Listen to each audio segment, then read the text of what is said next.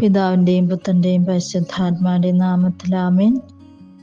വിശുദ്ധ യോഹന്നാൻ എഴുതിയ സുവിശേഷം 17-ാം അധ്യായം 11b മുതൽ 19 വരെയുള്ള തിരുവചനങ്ങൾ. അക്കാലത്ത് യേശു സ്വർഗത്തിലേക്ക് കണ്ണുകളുയർത്തി പ്രാർത്ഥിച്ചു. പരിശുദ്ധനായ പിതാവേ, നമ്മെ പോലെ അവരും ഒന്നായിരിക്കേണ്ടതിന് അവിടുന്ന് എനിക്ക് നൽകിയ അവിടുത്തെ നാമത്തിൽ അവരെ അങ്ങ് കാത്തുകൊള്ളണമേ. ഞാൻ അവരോടുകൂടി ആയിരിക്കുമ്പോൾ അങ്ങ് എനിക്ക് നൽകിയ അവിടുത്തെ നാമത്തിൽ ഞാൻ അവരെ സംരക്ഷിച്ചു. ഞാൻ അവരെ കാത്തു സൂക്ഷിച്ചു. വിശുദ്ധ ലിഖിതം പൂർത്തിയാകാൻ വേണ്ടി നാശത്തിൻ്റെ പുത്രനല്ലാതെ അവരിൽ ആരും നഷ്ടപ്പെട്ടിട്ടില്ല. എന്നാൽ ഇപ്പോൾ ഇതാ ഞാൻ അങ്ങയുടെ അടുത്തേക്ക് വരുന്നു.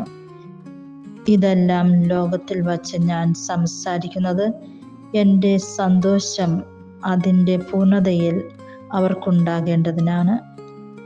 അവിടുത്തെ വചനം അവർക്ക് ഞാൻ നൽകിയിരിക്കുന്നു. എന്നാൽ ലോകം അവരെ ദ്വേഷിച്ചു.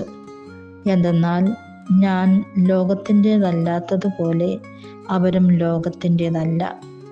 ലോകത്തിൽ നിന്നും അവരെ അവിടുന്ന് എടുക്കണം എന്നല്ല, ദൃഷ്ടിയിൽ നിന്നും അവരെ കാത്തുകൊള്ളണം എന്നാണ് ഞാൻ പ്രാർത്ഥിക്കുന്നത്.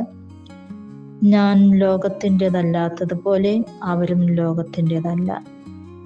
അവരെ അങ്ങ് സത്യത്താൽ വിശുദ്ധീകരിക്കണമേ.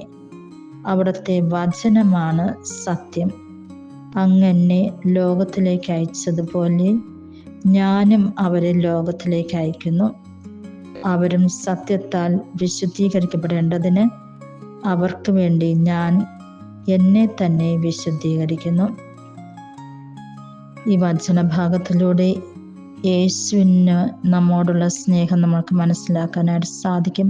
നമുക്ക് വേണ്ടി പ്രാർത്ഥിക്കുന്നുണ്ട്, നമ്മളെ വിശുദ്ധീകരിക്കാനായിട്ട് പറയുന്നുണ്ട്, സത്യത്താൽ വിശുദ്ധീകരിക്കാനായിട്ട് പറയുന്നുണ്ട്, വചനത്താൽ വിശുദ്ധീകരിക്കാനായിട്ട് പറയുന്നുണ്ട്. യേശു പറയുന്നുണ്ട്, അവരും സത്യത്താൽ വിശുദ്ധീകരിക്കപ്പെടുന്നതിന് അവർക്ക് വേണ്ടി ഞാൻ എന്നെ തന്നെ വിശുദ്ധീകരിക്കുന്നു. യേശു ദൈവപുത്രനാണ്. ദൈവപുത്രൻ നമ്മൾക്ക് വേണ്ടി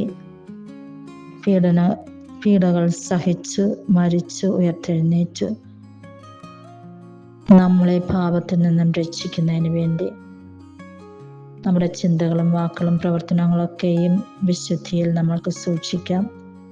അപ്പോൾ നമ്മുടെ മാതൃക നിറഞ്ഞ ജീവിതം ലോകം കാണുകയും അതിനനുസരിച്ച് അവരുടെ ജീവിതത്തിലും വ്യത്യാസങ്ങൾ ഉണ്ടാവുകയും ചെയ്യും. അങ്ങനെ അനേകം ആത്മാക്കളെ സ്വർഗത്തിന് വേണ്ടി നേടിയെടുക്കുവാനായിട്ട് പിതാവായ ദൈവം നമ്മളെ ഓരോരുത്തരെയും ഒരുക്കട്ടെ എന്ന് പ്രാർത്ഥിക്കുന്നു.